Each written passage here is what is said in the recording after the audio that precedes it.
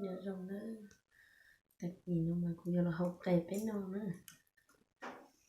học lên tấu hành ngó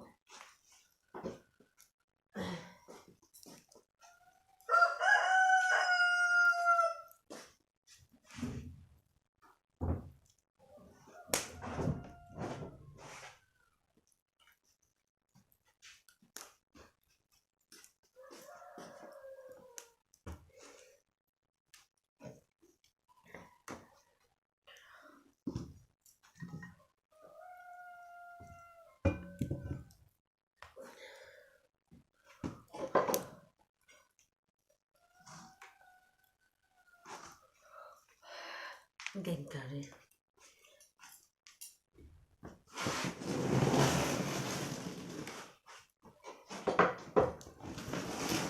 không nói giọt đèn nữa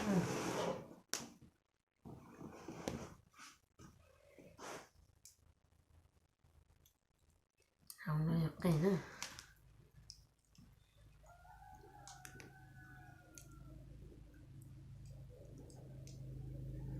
không chụp cây hồng cho là học đến nó nó ít trong không gì siêu quá chỉ nó ta kia mà bây giờ học để đến nó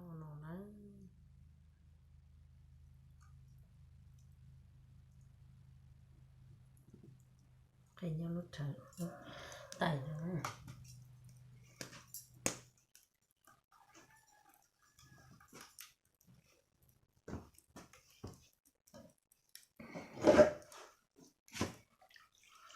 rồi nó câu mà đi xin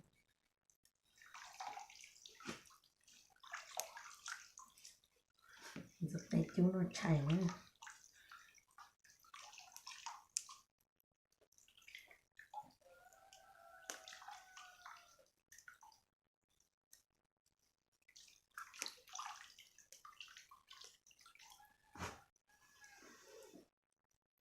rồi nó sẽ gì giờ sẽ bắt tàn sẽ đây cứu tuổi tài không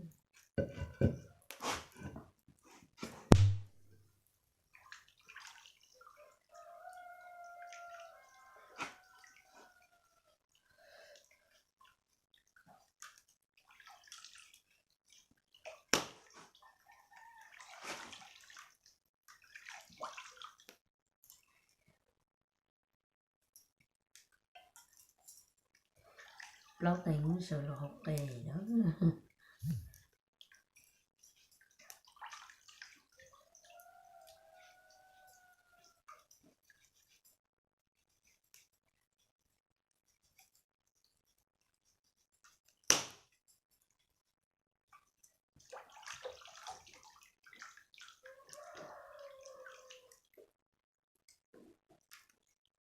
mất rồi tao còn đi nó cũ rồi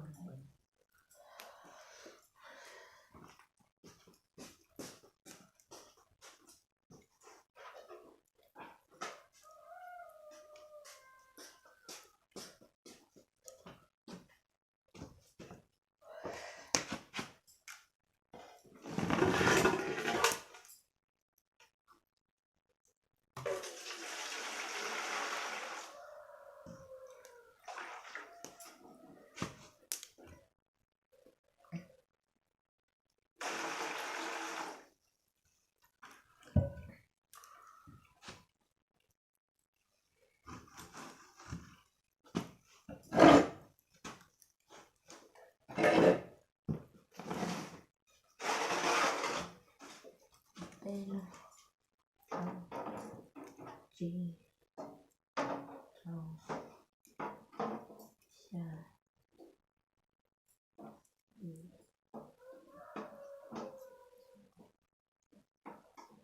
cậu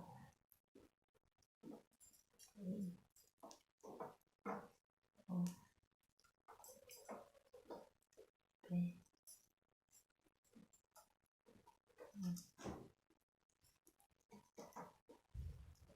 chi rau xà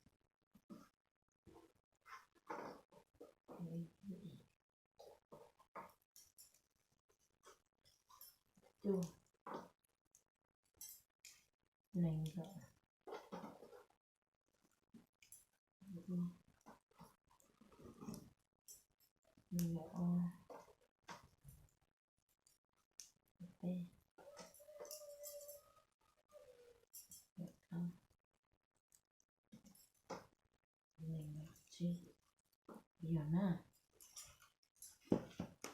o p rong chi đầu xa y vô cậu cứ o p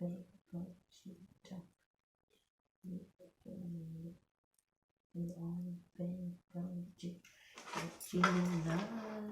còn tàu hành nhà non nữa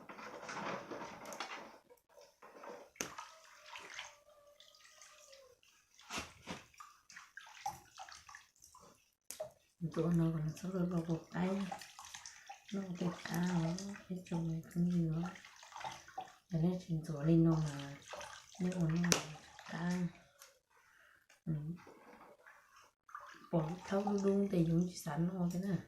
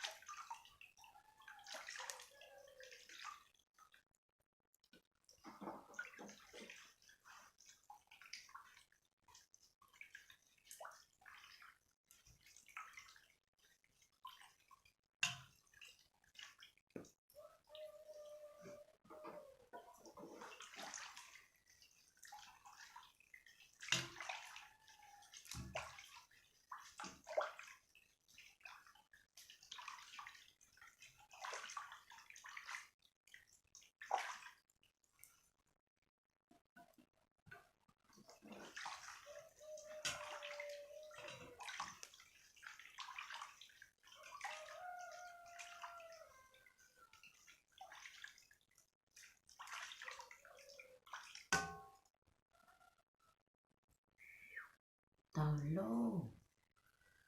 ôi ôi ôi của chúng nó tàu thiên như thấu sự mà rồi thì nó thấu rồi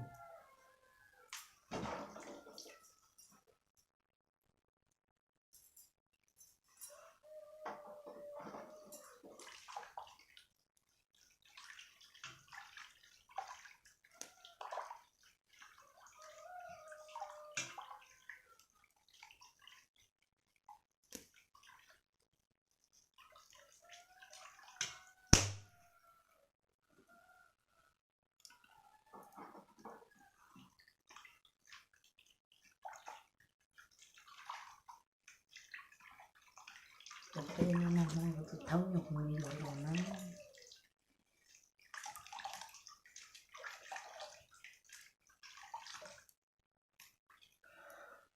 tao bên nó nè nhiều hôm liền tao sắp lại nữa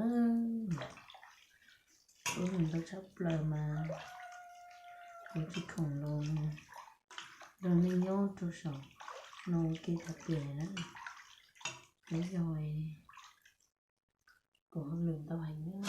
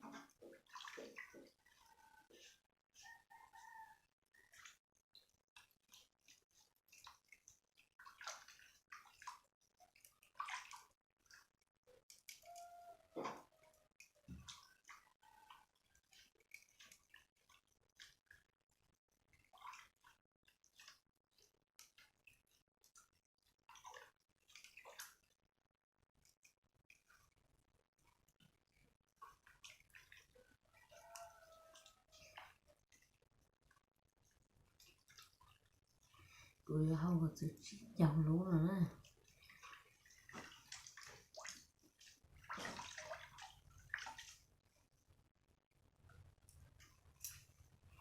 Hơn nên gọi chị luôn là tôi có một cái tổ chức tao lúc mà hầu nó nó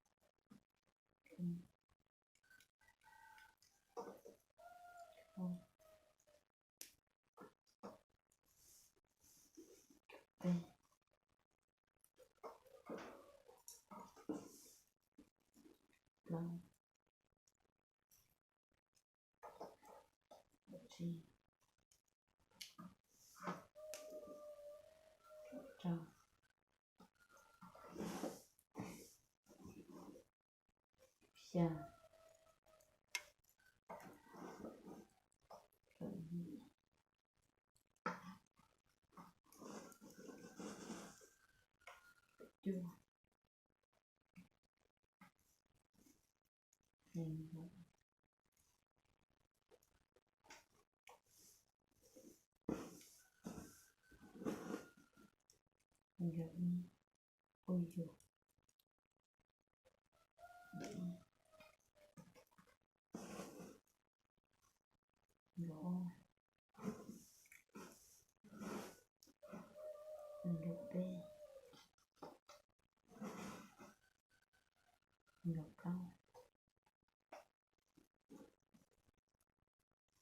chi luôn hồn đó, nội gia đình được chi luôn đó, nó xung trên tàu đi rồi, tàu đi tàu, cái lô cờ nữa, mà cái ổ, cái chồng là việc cái ủng người ta về cái ủng này.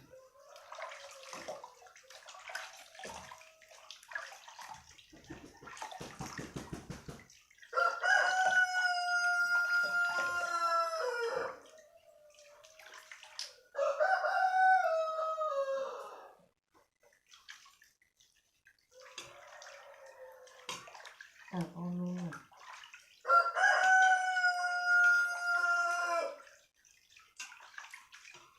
Mà con mới lúc tới không? Tôi chào chịu qua lúc tới số lợi.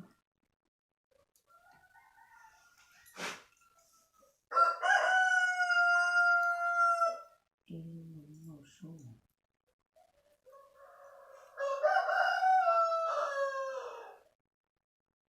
Ngon thiệt.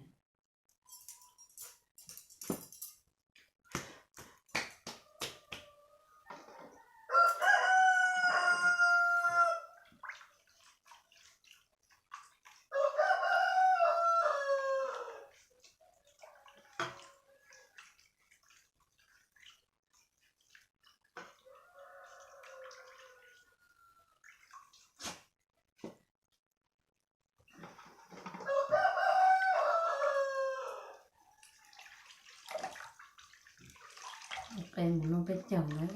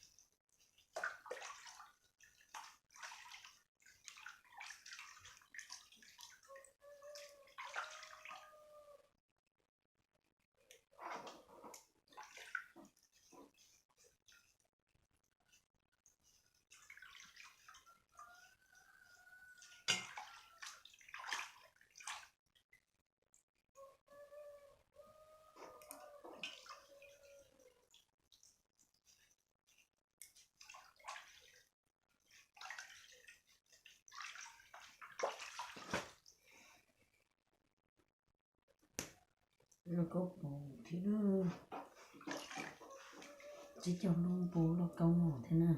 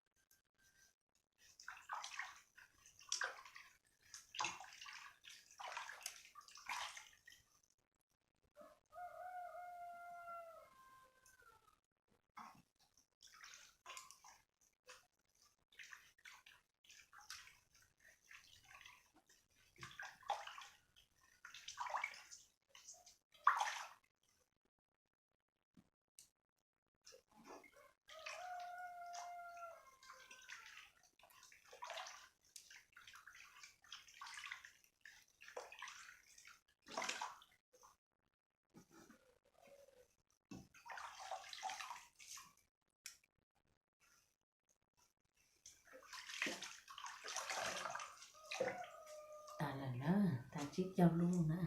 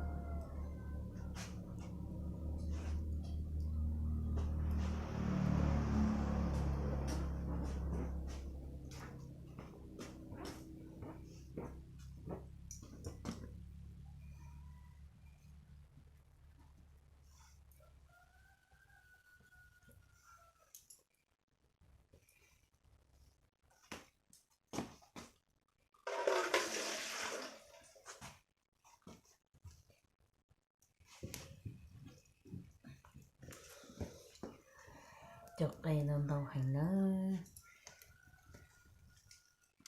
đó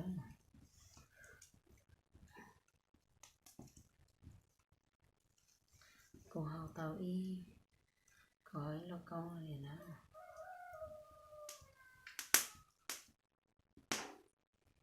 cho nó học tên được lụt chi chào luôn tao ý là câu